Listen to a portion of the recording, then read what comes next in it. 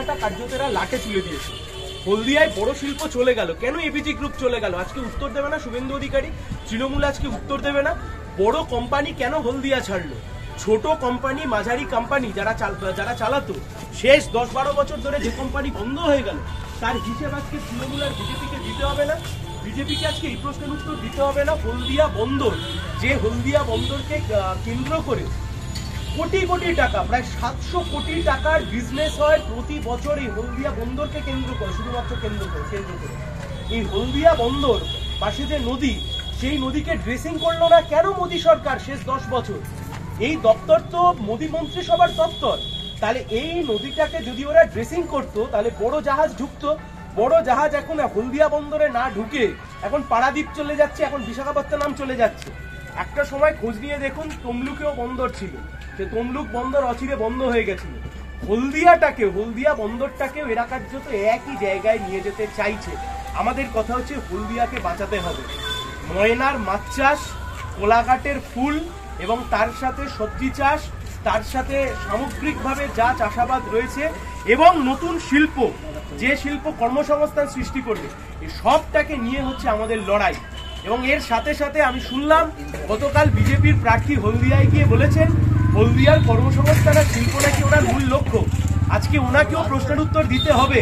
উনি যার কাছে গিয়ে মাথা নত করেছেন, অধিকারী পরিবারের কাছে, এই অধিকারী পরিবার শেষ 10 বছর 12 বছর ধরে পূর্ব মেদিনীপুরে রাজত্ব করেছে তৃণমূলের শাসনকালে।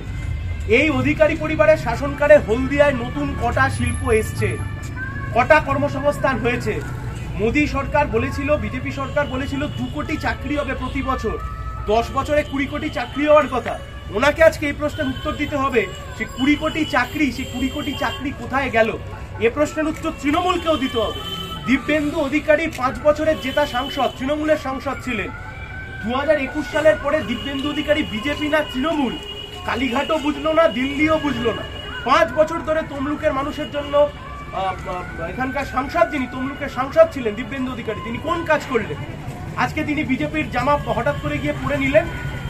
আর বিজেপির যিনি প্রার্থী হয়েছেন, আমি শুনলাম লোকজন এ প্রশ্ন ওনাকে করছেন যে চাকরি চুরি করা বিশ্বজিৎ কুন্ডু কালনার বিধায়ক, বিজেপি তাকে প্রার্থী করেছিল, নিজের মুখে স্বীকার করেছিলেন। আর সেই চুরির বিচার করা বিচারপতি, তাকেও বিজেপি প্রার্থী করেছে। খাদ্য আর খাদক, এই দুজনে মিলে এখন কি করে একসাথে এক ঝান্ডার তলায় এলো? এই প্রশ্নের উত্তরও বিজেপির প্রার্থীকেই দিতে হবে। সেখানে মহাত্মা গান্ধী ইউনিভার্সিটি গড়ে ওঠা সেখানে অনেক তৈরি করছে, স্বাভাবিক তো। মমতা বন্দ্যোপাধ্যায় যখন রেলমন্ত্রী ছিলেন, উনি ব্যাগে করে শিলা নিয়ে ঘুরতেন, যেখানে পারতেন টুকটাক করে একটা করে শিলা পুঁতে দিত। আর সরকারে আসবার পরেও ওখানে অমুক ইউনিভার্সিটি করে দেবো, ওখানে অমুক হাসপাতাল করে দেবো, ওখানে ডবল চাকরি দিয়ে দেবো, ওখানে ব্যবসা করব, ওখানে শিল্প করব। কোথায় নাকি ইস্পাত শিল্প করছিলেন, কোথায়? কিছুই তো নেই।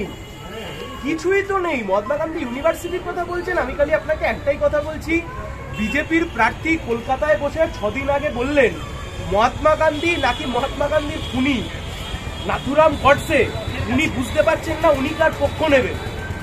4 দিনের মাথায় তমলুকে এসে গান্ধীজির মূর্তিতে গিয়ে মালা পরাতে হচ্ছে। এই দ্বিচারিতা কেন? কিসের জন্য? কোন কারণে? কে আপনাকে গাইড করছে? কার গাইডে আপনি ভুল পথে চলছেন? আমাদের কিছু না, উনি ভুল পথে চললে, কিন্তু একজন প্রাক্তন বিচারপতি, উনি বুঝতে পারছেন না যে রাষ্ট্রপিতা জাতির জনক, তিনি হচ্ছে ওনার কাছে প্রিয় নাকি যাকে তারা খুন করলো নাথুরাম গডসে তার প্রিয়। আর এই কথা বলবার পরে গান্ধীজির মূর্তিতে মাল্যদান করতে হচ্ছে। মেদিনীপুরের মাটি স্বাধীনতা আন্দোলনের মাটি, সতীশ সামন্তের মাটি, এই মাটি তাম্রলিপ্ত সরকারের মাটি, ক্ষুদিরামের মাটি, ঈশ্বরচন্দ্র বিদ্যাসাগরের মাটি।